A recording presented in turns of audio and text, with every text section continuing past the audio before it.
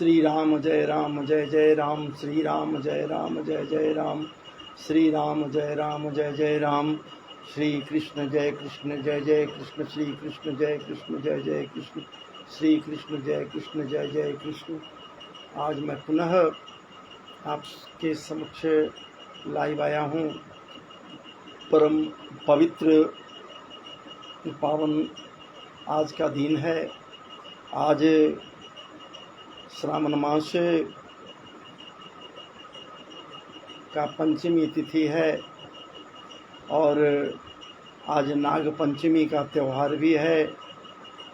आज के दिन में नागदेव का, तक्षक नागदेव का पूजन होता है, सर्पों का पूजन होता है। इसलिए आज नाग पंचमी बड़ा ही पवित्र माना जाता है। नाग पंचमी में नागों का जो पूजन होता है वो हम लोगों के लिए बड़ा ही कृपा प्रदान करने वाले नागदेव हैं। क्योंकि अगर विचार किया जाए महाराज जी, तो इनके विष से, विष तो है, विष तो विषैला चीज़ है और विष जब प्रवेश करता है इस पांच भौतिक शरीर में तो निश्चित रूप से हानि होता है, मृत्यु भी हो जाना तय है। तो ये विष तो भाई विष है, लेकिन इसी नागदेव या सर्पों के विष के द्वारा अनेकों प्रकार की दवाएं बनती हैं, या फिर विष को या विष के प्रभाव को समाप्त करने के लिए विष ही कारगर होता है।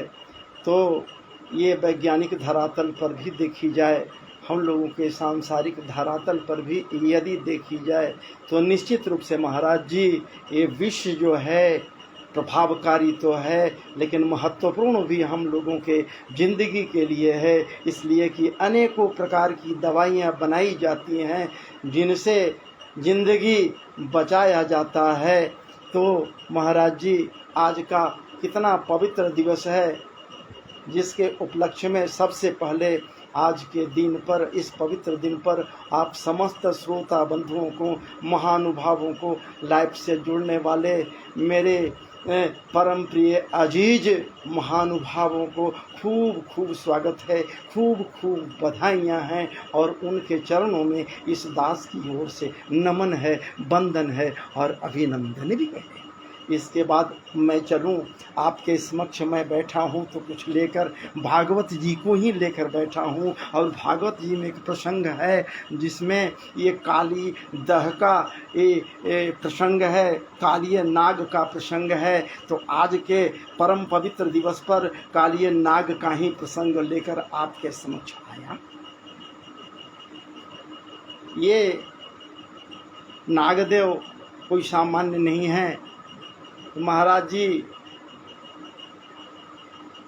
एक दो नहीं अनेकों फन वाले ये कालिय नाग हैं। कालिया नाग इनका नाम है।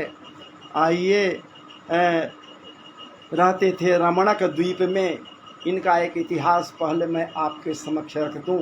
रमणक द्वीप में रहते थे और वहाँ महाराज जी अपने विष के प्रभाव से जंतुओं को, जीवों को ये त्रस्त किया करते थे। उन जीवों में ये नाग, छोटे छोटे नाग भी होते थे, इनको ये मारकर अपना क्षुधा को शांत किया करते थे। ये कालिए नाग सब परिवार वहीं रहते थे। तो सर्पों ने विचार किया कि इस प्रकार से तो एकाएक अगर भक्षण करेंगे तो मेरा पूरा का पूरा ये है, सबको ये समाप्त कर देंगे, नाग रहित हो जाएगा, सर्प रहित हो जाएगा। इसलिए महाराज जी प्रतिदिन एक एक सर्प इनको देने का विधान किए गए, बारी बारी से इनको देने का विधान किया गया कि इनको सर्प दिया जाएगा खाने के लिए। हफ्ता में एक एक शायद इसी ढंग का है, उनको दिया जाए खाने के लिए, बारी बारी से क्षुधा को शांत करेंगे। उस प्रकार से अपना ये शांति से रहा करते थे। और इस प्रकार से रमणक द्वीप में ये रहा करते थे। अकस्मात एक दिन की बात हुई कि उस द्वीप में गरुड़ जी महाराज का आगमन हो गया। और वो गरुड़ जी महाराज कोई सामान्य नहीं, नारायण प्रभु के, भगवान नारायण के, और वो महाराज जी वाहन हैं गरुड़ जी। तो गरुड़ जी का आगमन हुआ और गरुड़ जी आ गए तो महाराज जी, जैसा कि हमारा ये भागवत जी कहते हैं, भागवत जी के अनुसार है कि कालिए नाग के साथ द्वंद्व हुआ, खूब युद्ध हुआ। वो अपने प्रभाव को बनाने के लिए तत्पर था रमणक द्वीप में, और गरुड़ जी भी कोई सामान्य थे ही नहीं, लेकिन उनको लिपटा लिया अपने, ये क्या बात है, कालिया नाग, और उनको डस भी लिया। क्रोधित हो गए गरुड़ जी। युद्ध हो ही रहा था, उसके पास तो अस्त्र शस्त्र कुछ नहीं थे, सिर्फ काटना जानता था, डसना जानता था। गरुड़ जी को डस भी लिया। अंत में क्रोधित होकर गरुड़ जी अपने पंख का प्रहार किए, जिससे वो घायल हुआ, बेचैन हुआ, व्यग्र हुआ। कालिया नाग और वहाँ से भागा। गरुड़ जी पीछा किए और भागकर वो आ गया कहाँ, यमुना जी में आ गया। एक बड़ी ही गहरी खाई, जहाँ पर वो स्थल था यमुना जी में, जिसको दह बोलते थे। दह उसी को कहते हैं जहाँ महाराज जी खार होता है, गहरी खाई है, तो उसी खाई में आकर अपना वो स्थान बना लिया। अभेद्य दुर्गम था, वहाँ कोई जा ही नहीं सकता था, बड़ी गहरी थी खाई। अब वहाँ पर गरुड़ जी तो थे, पीछा किए हुए आए, और अभक्ष जिनको नहीं खाने की बात थी, अर्थात मछलियों के जो राजा थे, उन्हीं को गरुड़ जी खा लिए, भक्षण कर लिए। अब बहुत सी मछलियाँ दीन हैं, सीधी साधी हैं। ये वहाँ पर एक ये सौभरी ऋषि के समक्ष गए, और सौभरी ऋषि से ये दयार्द होकर अपने दीन भाव से कहीं कि हम लोगों को उबारिए, गरुड़ जी से हम लोग त्रस्त हैं। अब सौभरी ऋषि जी क्रोधित हो गए। हालांकि संत क्रोधित नहीं होता, लेकिन इनका कृत्य कुछ ऐसा हुआ था जिसके कारण वो श्राप दे दीहिन कि यदि यहाँ गरुड़ आएगा तो उसका नाश हो जाएगा, वो नष्ट हो जाएगा, या अब भक्षण करेगा तो वो नष्ट हो जाएगा। आदि प्रसंग है, इसलिए गरुड़ जी तो वहाँ नहीं आते हैं। लेकिन कालिए नाग उसी कालिया दह में रहता है महाराज जी, और उसके रहने से वो जल विषाक्त हो गया है। इसके विष के प्रभाव से जल उबलते रह रहा है, उफनते रह रहा है। यमुना का जल, उस दह का जल उफनते रह रहा है। और वहीं पर तो लीला हमारे संवरिया सरकार की हिन पूर्व में जो मैं बताया, यही संक्षेप में कालिए नाग के वहाँ कालिए दह में आने की कथा है, जो रमणक द्वीप से यहाँ आया, लेकिन अब यहीं रह गया। और उसके विष के प्रभाव इतना जबरदस्त था कि ऊपर से कोई पक्षी भी उड़कर जाए तो उसके विष के प्रभाव से महाराज जी नीचे गिर जाता था उस दह में, और उसको खाकर वो सुधा शांत कर लिया करता था। वो विषैला वो जल था, खौलते रहता था।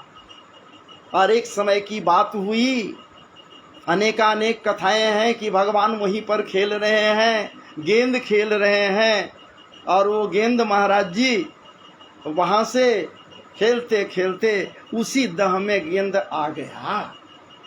तो आगे की कथा जो हो, लेकिन मैं वादा किया हूँ कि ये परम पवित्र दिवस है, तो आज के दिन 2-4 श्लोकों को मैं आपके समक्ष रखूं, जो 10वें स्कंध के षोडश अध्याय 16वें अध्याय से है।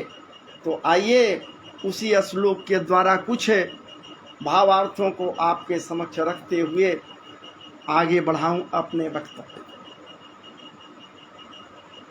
श्री शुक उवाच विलोक्य दूषितां कृष्णां कृष्णः कृष्णाहिना विभू तस्या विशुद्धिमन्वेक्षन् सर्पं तमुदवासयेत्।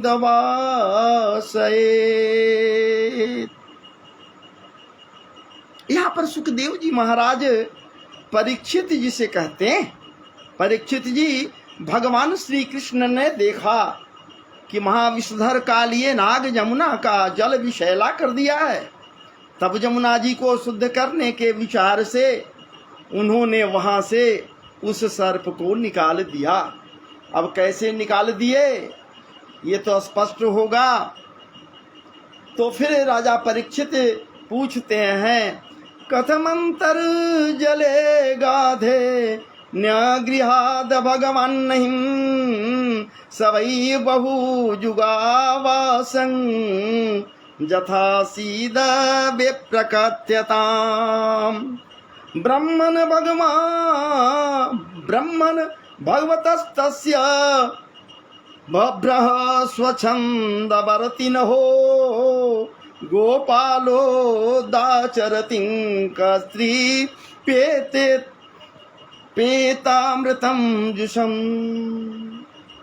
कहते हैं, राजा परीक्षित पूछते हैं, ब्रह्मन भगवान कृष्ण ने जमुना जी के अगाध जल में किस प्रकार सर्प का दमन किया। फिर कल कालिए नाग तो जलचर जीव नहीं था, ऐसी दशा में वह अनेक युगों तक जल में क्यों और कैसे रहा, सो बतलाइए। ब्रह्म स्वरूप महात्मन भगवान अनंत हैं, वे अपनी लीला प्रकट करके स्वच्छंद विहार करते हैं, कोई रोक टोक नहीं उनके लिए, कहीं भी जा सकते हैं। गोपाल रूप से उन्होंने जो उदार लीला की है वह तो अमृत स्वरूप है, भला उसके सेवन से कौन तृप्त हो सकता है। श्री शुक उवाच, कालिन्द्यां कालियस्या सिदाग्रदः कश्चिद् विषाग्निना श्रप्यमाण पयायस्मिन् पत्यन्त्युपरिगाः खगाः विप्रुष्मता विशोदोर्मी मारुते नाभिमर्शिताः प्रियन्ते तीरगाजस्यो प्राणिनः स्थिरजंगमा। श्री सुखदेव जी महाराज कहते हैं, परीक्षित, जमुना जी में कालिए नाग का एक कुंड था जिसको दह बतलाए, पूर्व में ही मैं बतलाया, जिसे कालिया दह बाद में नाम पड़ा। उसका जल विष की गर्मी से सदैव खौलता रहता था, यहाँ तक कि उसके ऊपर उड़ने वाले पक्षी भी झुलसकर उसमें गिर जाया करते थे। ये विष इतना विषैला था, वो विष था। महाराज जी, क्या हम सबों के अंदर विष नहीं है क्या? कभी कभी विष को हम ग्रहण करते हैं नहीं क्या? ये क्रोध क्या है? ये विष ही तो है महाराज जी। ये क्रोध विष रूप में हम सबों के अंदर है, रहता है नहीं, लेकिन कभी कभी क्रोध को जब धारण करते हैं, विष रूप में जब क्रोध चरम पर पहुंचता है तो महाराज जी मन खौलने लगता है, और जब खौलता है तो इसका असर तो सामने वाले के ऊपर निश्चित रूप से होता है, विष का प्रभाव तो होता है। इसलिए इस विष से, क्रोध रूपी विष से हम सबों को दूर रहना चाहिए। और यहाँ तक कि खौलते हुए जल के ऊपर से मैं पहले बतलाया, यदि पक्षी भी कोई उड़कर जावे तो निश्चित रूप से वो उस विष के प्रभाव से झुलसकर गिर जाया करता था जल में। और इतना ही नहीं, उसके विषैले जल की उत्ताल तरंगों का स्पर्श करके तथा उसकी छोटी छोटी बूंदें जब वायु बाहर लेकर आती और तट के घास पात वृक्ष पशु पक्षी आदि का स्पर्श करती, तो विष के प्रभाव से वो सब के सब झुलस जाया करते, झुलस जाते थे। उस विष के ताप के कारण झुलस जाया करते थे। सचंड बेग विषवीर्ज मवेक्ष्यते न दुष्टांग नदींचो खलसं यमनावतारहो कृष्ण कदम्ब मधिरुह्य ततोति तुंग मास्फोट्य गाढ़ रसनोन्यपतद विशोदे सर्प हृदय पुरुष सार निपात बेग संशोभितोर गविखो श्रथितांबुरासिः परियक प्लुतो विषकयाय हाय विषि विभीषणोर्विमि दावन्दनु शतमनंत बलस्य किं तत्। परीक्षित, भगवान का अवतार तो दुष्टों का दमन करने के लिए ही होता है। जब उन्होंने देखा कि उस सांप के विष का वेग बड़ा प्रचंड है और वह भयानक विष ही उसका महान बल है तथा उसके कारण मेरे विहार का स्थान जमुना जी भी दूषित हो गई हैं, तब भगवान श्री कृष्ण अपनी कमर का फेंटा कसकर एक बहुत ऊंचे कदम्ब के वृक्ष पर चढ़ गए और वहां से ताल ठोक कर उस विषैले जल में कूद पड़े। यहाँ स्पष्ट नहीं किया गया है महाराज जी, लेकिन संतों का भाव है कि वहां अपने गोप ग्वाले मित्रों के साथ गेंद खेल रहे हैं। हर खेलत गेंद गिरे जमुना में, खेलत गेंद गिरे जमुना में गिर गया उसी काली दह में। और कदम्ब के वृक्ष के ऊपर हमारे संवरिया सरकार चढ़ गए और वहां से ताल ठोक कर जहां तक भागवत जी कह रहे जल में उछल गए, कूद गए। अब सोचिए, वो परमात्मा, वो ठाकुर जी सर्वनियंता उस अगाध जल राशि में कदम्ब के वृक्ष से नीचे की ओर कूद गया, क्या बीता होगा उनके साथियों के ऊपर या फिर देखने वालों के ऊपर, गोप ग्वालों के ऊपर। क्योंकि उस जल राशि के विषय में सबको ज्ञात है कि ये तो विषैला है। समरिया कूद गया, क्या बात है।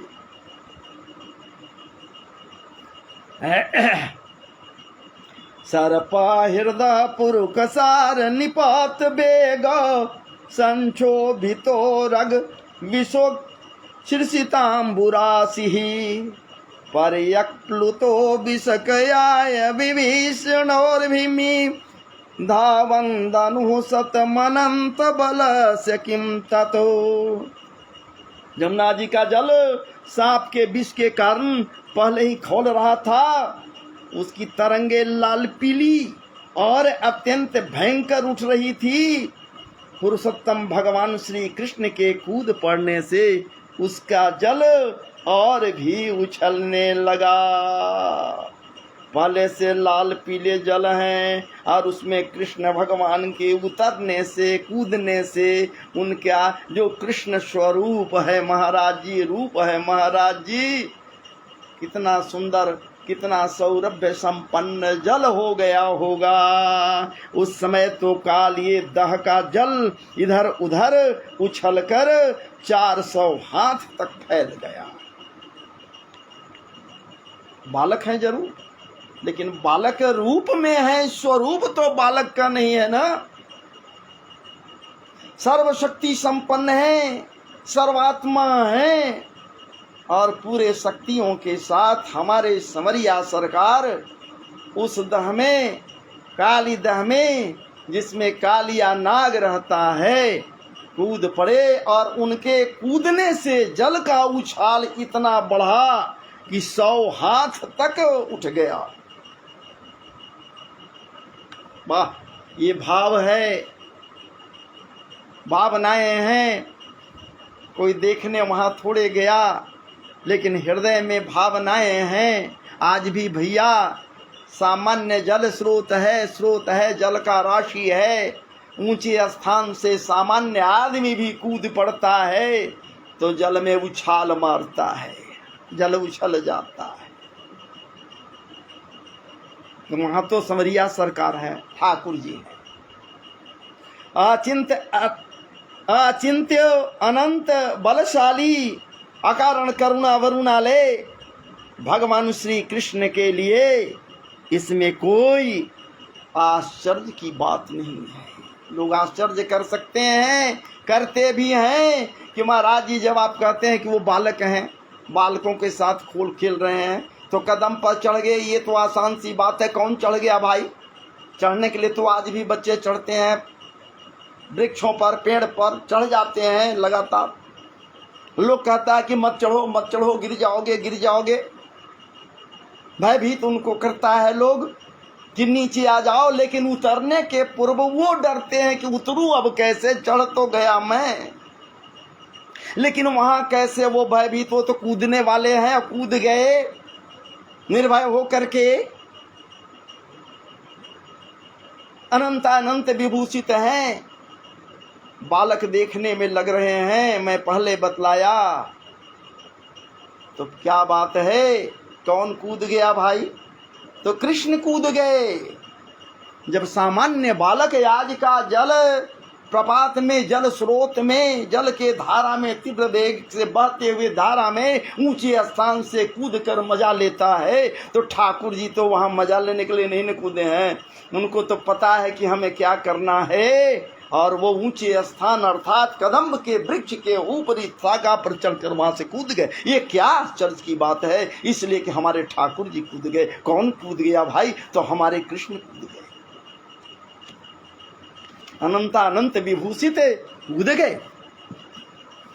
तस्य हृदय विहरतो भुजदंड घूर्ण बारघोष मंग बरवारण विक्रमस्य आसुरत्य तत स्वसद न विभवं निरीक्ष्य चक्षुः श्रवः समसर तदमृष्यमाणः तं प्रेक्षणीय सुकुमारद घनावदातं श्रीवत्सपीतवसनं स्मितसुन्दरास्यं क्रीडन्तं प्रतिभयं कमलोदराङ्ग्रे छन्दस्य मर्मसुदृशा भुजया चछाद।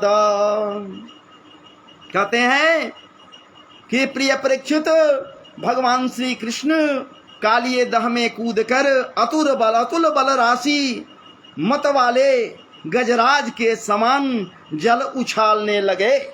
आज भी आप देखते हैं, सब लोग देखता है, बच्चे जब जल में कूदते हैं तो महाराज जी अगाध जल स्रोत है, खार भी है, उसमें भी कूदते हैं तो जल को दोनों हाथों से उछालते हैं और दोनों हथेलियों को पीट कर आवाज करते हैं, डप डप आवाज होता है। और यहाँ ठाकुर जी जल को उछालने लगे, मत वाले हाथियों के सदृश्य, गजराज के सदृश्य। इस प्रकार जल क्रीड़ा करने पर उनकी भुजाओं की टक्कर से जल में बड़े जोर का शब्द होने लगा। आंख से ही सुनने वाले कालिये नाग ने वह आवाज सुनी और देखा कि कोई मेरे निवास स्थान का तिरस्कार कर रहा है। विचार कीजिए, यहाँ स्पष्ट कर दिए कि नाग के पास कान नहीं होता है, उसकी आंखें हैं, वही कान का भी काम करता है। हमारे भागवत जी कह रहे हैं। विचार कीजिए, सब लोगों को ये बात समझनी भी चाहिए कि नाग के पास, सर्पों के पास आँख से कान नहीं होता है, आँख ही का काम करता है, या फिर बार बार जिह्वा जो निकालता है, महाराज जी यही जिह्वा कान का भी काम करता है। उसे यह सहन नहीं हुआ, वह चिढ़कर भगवान कृष्ण के सामने आ गया। उस अतल गहराई से अतल गहराई से निकलकर जहां ठाकुर जी नीचे कूद गए जल राशि में, उनके समक्ष वो कालिया नाग आ गया। उसने देखा कि सामने एक सांवला सलोना बालक है, वर्षाकालीन मेघ के समान अत्यंत सुकुमार शरीर है, उसमें लगकर आंखें हटने का नाम नहीं लेती। उसके वक्षस्थल पर एक सुनहरी सी रेखा श्री वत्स चिन्ह है और वह पीले रंग का वस्त्र धारण किए हुए है। सोचिए, ठाकुर जी के नेत्रों से जब उसकी नेत्रें मिलती हैं, महाराज जी नेत्र मिलाता है, उसी में डूब पड़ता है, डूब जाता है, आंखें नहीं हटती हैं, एक टक देखता है, देख रहा है वो कालिया नाग ठाकुर जी के अतुलनीय सौंदर्य पर देखते हुए उनके नेत्रों में देखता है। अद्भुत बालक, क्या बात है। तमद्भुतम बालकम अम्बुजक्षणम, तमद्भुतम बालकम अम्बुजक्षणम। उस अद्भुत बालक को देखने के पश्चात वो जो है कालिये नाग उनके नेत्रों में डूब जाता है। तो इस प्रकार से महाराज जी आपके समक्ष मैं 2-4 श्लोकों को रखा और परम पवित्र दिन है। पूरा ये व्याख्यान उपाख्यान को तो आपके समक्ष आज नहीं रख रहा हूँ, फिर कभी मैं पूरे उपाख्यान को आपके समक्ष रखने का प्रयास करूँगा। तब तक के लिए मुझे आदेश दें, मुझे क्षमा करें, इसलिए कि वीडियो लंबा हो जाएगा तो आप देख नहीं पाएंगे, सुन नहीं पाएंगे। तो जितना सुन लें आज के परम पवित्र नाग पंचमी के दिवस पर, यही क्या बात है। भागवत जी कहते हैं कि एक श्लोक मिल जाए, आधा श्लोक मिल जाए, 1/4 मिल जाए, या नहीं तो भैया द्वादशाक्षर मंत्र ओम नमो भगवते वासुदेवाय भी सुनने को मिल जावे। तो महाराज जी क्या बात है, भवसागर पार हो जाता है। तो आज का ये परम पवित्र दिवस पर आपके लिए नाग पंचमी के अवसर पर कुछ नागदेव के विषय में कही गई, जिसे आप निश्चित रूप से श्रवण करें। ये चूँकि वीडियो बहुत लंबा न हो जाए, मेरे मित्रों का कहना है या मेरे अजीज लोगों का कहना है कि आप जितना भी यूट्यूब पर वीडियो डालते हैं 1 घंटे, 1.5 घंटे, 2 घंटे, 3 घंटे का होता है, कहाँ किसी को समय। इसलिए छोटा छोटा ही आप दीजिए, शिक्षाप्रद दीजिए। तो इस प्रकार से अब मैं अपने वक्तव्य को और भागवत जी के कथा को यहीं विराम दे रहा हूँ। जय जय श्री राधे, जय जय श्री राधे, जय जय श्री राधे। वृंदावन बिहारी लाल की जय। फिनिश कर रहा हूँ।